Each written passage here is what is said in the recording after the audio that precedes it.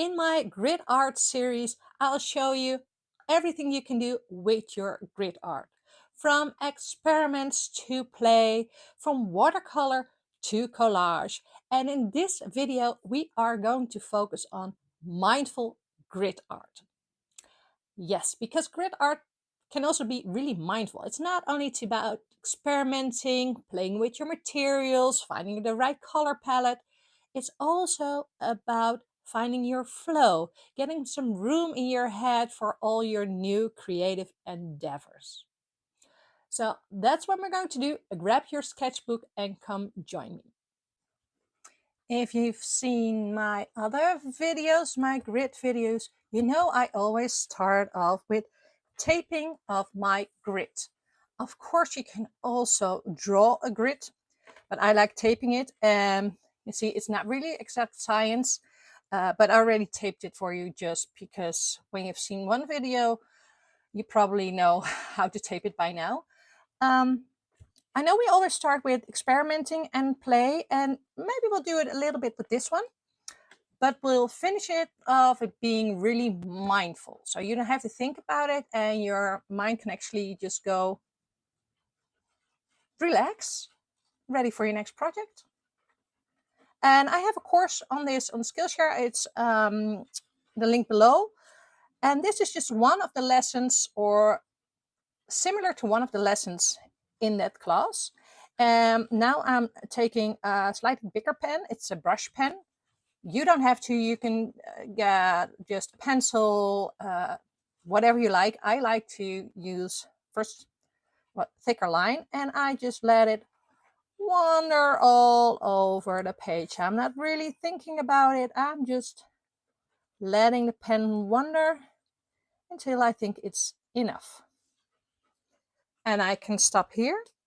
But if I would like to have a bit more variety or a bit more swung in this picture, I'll just grab my fine liner, and with my fine liner, I'll just add some other lines. And now I'm actually starting at the same point that I ended, but you don't have to. It's just put it down randomly. It's about letting everything go so you don't have to overthink what you'll be doing later. Okay, and now you have some weird swirly lines. And these weird swirly lines give you different sections. And each of these sections can be filled with something. And something I like to do is fill it up with a pattern. Because with a pattern, you keep on repeating, and repeating or repetition is really good to ease your mind. And one of the most relaxing movements I can think of are lines, because they give me order and structure. Again, you don't have to. You can choose your own favorite ones. And I like to just put some lines. And I'm going to do that in each quadrant.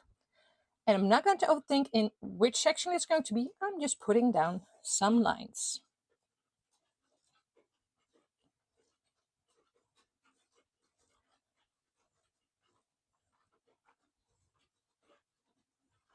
I'm not sure if you can hear it, but there's hail outside. It's windy and rainy and hail. I don't know where that came from in spring, but it's March, of course. All weird things happen in March. And when I'm putting these lines down, I'm not really thinking about on which direction they're going. Of course, you could vary in a direction.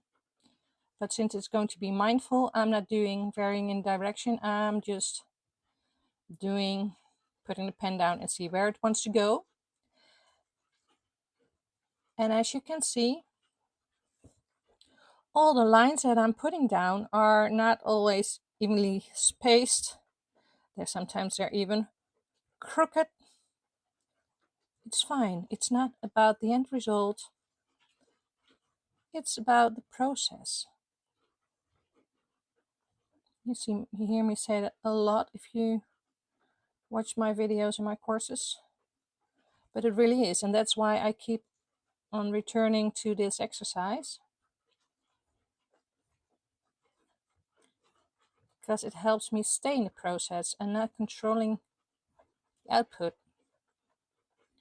Because perfection can help us get to the next level, but it could also just freeze us.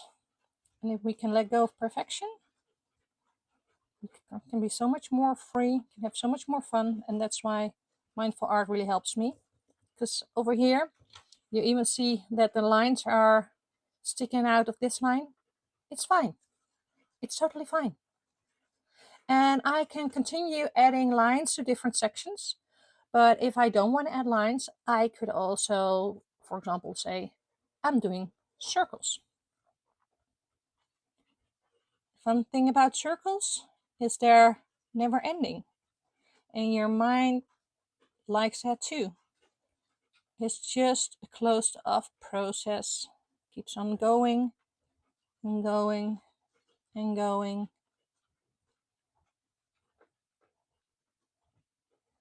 And again, they're not evenly spaced.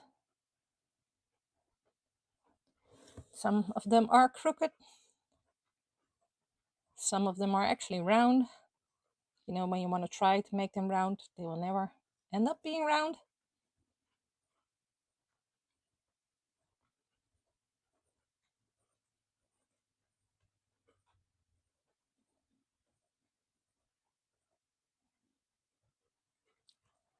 And of course, you can make even more patterns. Yeah, let's do one more, and then I'll give you a variation. I'll do crosses. Why? I'm not sure. Just came up. And I was like, yes, I'm going to do the cross. But it could be swirls, could be new stripes too. And they can go off the tape, on the tape. Just let them go.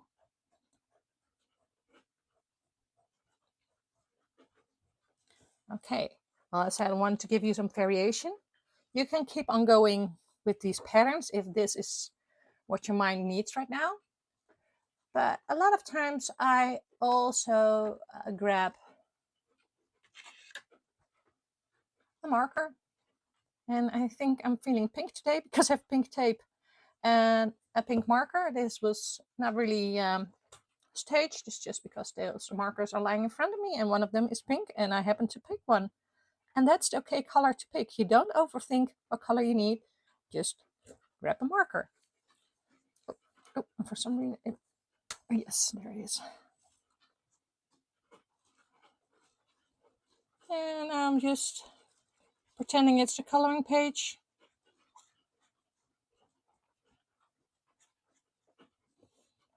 And I'm just grabbing the sections I want to grab. So sometimes it's a larger section, sometimes it's a smaller section.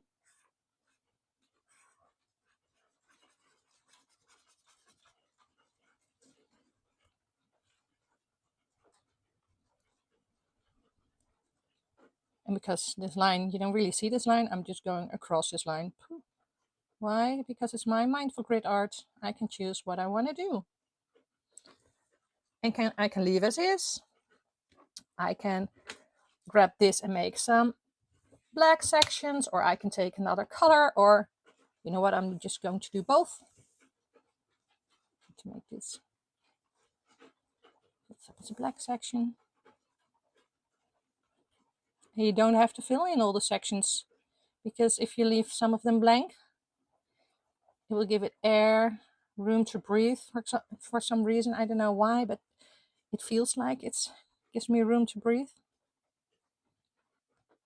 And that's what this exercise is all about. Just not only giving yourself room to breathe, but just respond to what you need or what you want to do. Oh, I forgot one here. Oh, taking this section.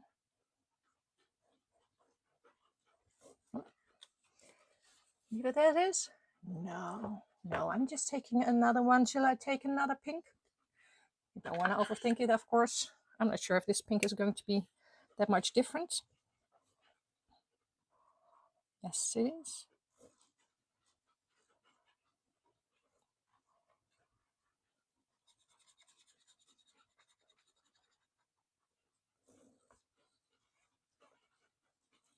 And you see, I noticed that I'm not even starting in the same quadrant each time. I don't have to. It's just, like I said, respond, have fun with the process. And when you think you're done, you're done. So you can keep on going, adding more patterns, adding more layers. Even say, well, I want to have this color and put it in there again. Well, show you. I can break my rules. I can do everything I want. Just respond, and then all of a sudden you hear a voice inside of you say, well, I think I'm done. And when that's the case, you start off peeling the tape. And of course, this wasn't the bottom one.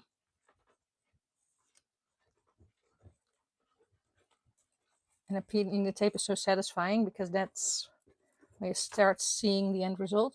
Which one is on top? This one is. And even though it was not about the end result is always surprising.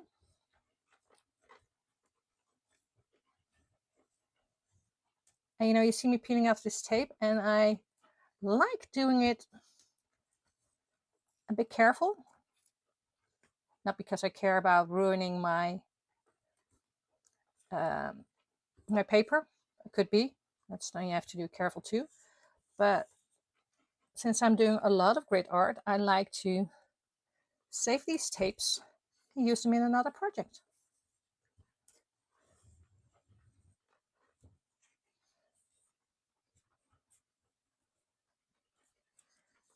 And see, you have 4 totally unique pieces of art that they're kind of a collection because they correspond in colors and they correspond in patterns. But that was not what it was about. It was just about having fun, playing, and clearing your mind. Thank you for joining me in this video. Please give me a thumbs up if you liked this video. In the description, you will find the playlist so you can see all the possibilities that I have on this channel for grid art. If you'd like to know more about mindful grid art, there's also a link below because I have a full class on mindful grid art on Skillshare. And for now, I just wish you happy creating and see you next time.